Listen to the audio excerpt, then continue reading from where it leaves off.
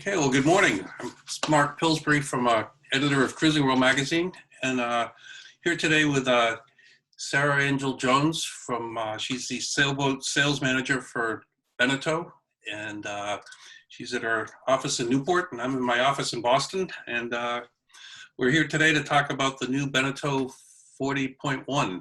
Pretty cool looking new boat straight from the factory in France. So Sarah, to kind of get things going, let's start out, every boat is built for a purpose. So what's the design brief? What was the thinking that went into the 40.1?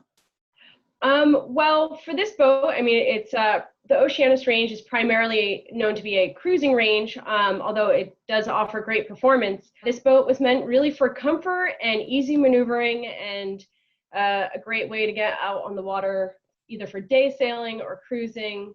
It was designed by Mark Pillsbury, who has a great history of being a naval architect for high-performing boats. So we are really excited about this model, and he created a new hull designed for this boat. And essentially, this boat is replacing the Oceanis 41.1, which we've had for several years. And that was a very popular model. We sold 550 hulls around the world. So we're excited to bring another boat into this size range. It must be a little bit nerve-wracking replacing, a model that sold 500 boats. That's a pretty good run for any builder.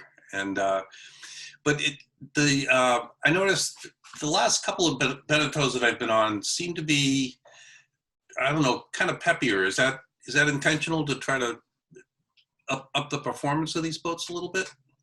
Of the recent ones? Yeah. Yes.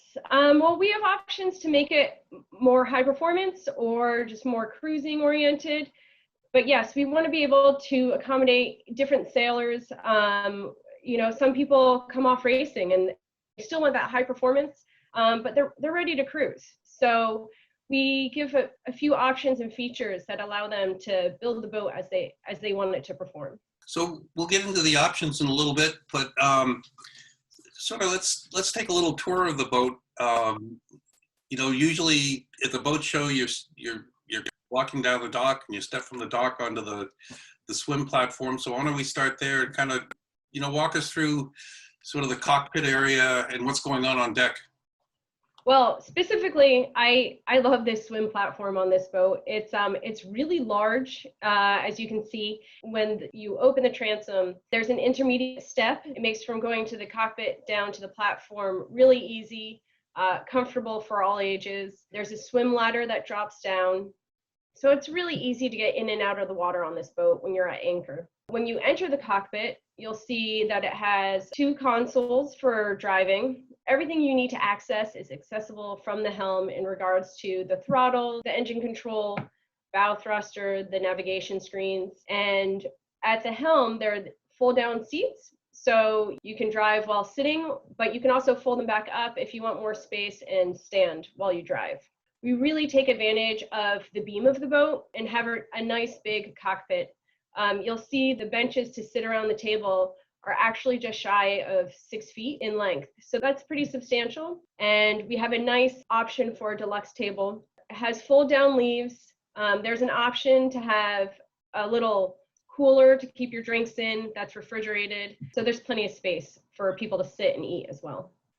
And so talk a little bit about the side decks and up on the bow. What's going on up there? Is, windlass and chain lock. I noticed that is the sprit on the boat, is that a standard feature?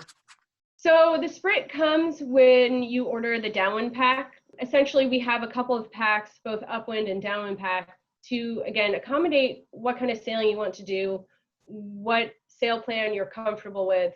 So when you order that, you do get the bowsprit and bobstay, the rigging for code 0 or spinnaker. And, and speaking of rigging, the boat comes standard with a self-tacking jib and a roller furling main. But again, if you want to do something a little different, you can get a full mainsail, classic design with battens, or you can get a roller furling Genoa as well. So you can go from pretty simple to pretty performance just by which sail plan you pick. So if you, and then there's the first, what's it called? The first package? Yes. We offer the first line pack. And again, it brings you from cruiser to high performance cruiser. It offers higher performance rigging in regards to, Dyneema halyards, a cascading backstay, a little bit taller mast, flat deck, Genoa furler, and Harken upgrade on the blocks. So there are a few features there that really bring the performance up for you. So with the basic self-tacking jib, you'd have 2 winches back at the wheels or 2 winches on the cabin top? So standard is we have 2 winches at the cabin top, and if you choose either the upwind, downwind, or both packs, you get 2 more Genoa winches aft by the helm station. So when you're sailing the boat, you trim the sails from the cabin top with a self-tacking jib. Correct. And then if you get into the more performance ones, does the main sheet come back to the wheels, or does that always stay up on the cabin top? The main sheet will stay up at the cabin top, but the Genoa, you'll have the Genoa sheet tracks on the coach roof, and everything's led aft for the spinnaker and for the Genoa. Gotcha. And the fairlead tracks, are they adjustable Yes, they are. From the cockpit? Yes. Oh, cool. And comes standard with a windlass? There's an electric windlass that's included in the trim level. Nearly everyone orders the basic trim level package, so you get a few bells and whistles in there in addition to the base price. And it's a twin rudder boat like all of the more modern Beneteaus? Yes, twin rudders. It really has a good grip when you get up on a heel, and it's nice to have the 2 rudders. It's great for stability and comfort of sailing. And I noticed looking at a photo of the hull, the chines are very pronounced, and they run pretty much from the bow all the way to the transom. So what's going on there? Is that for interior volume? Does that affect how the boat sails? That has a dual purpose. If you take a look at the Oceanis range, in recent years when we've brought out a new size, we have created the hull to have the full chine from the bow to stern. It does help with form stability and performance, but it really widens the boat at the waterline, which creates more volume below deck.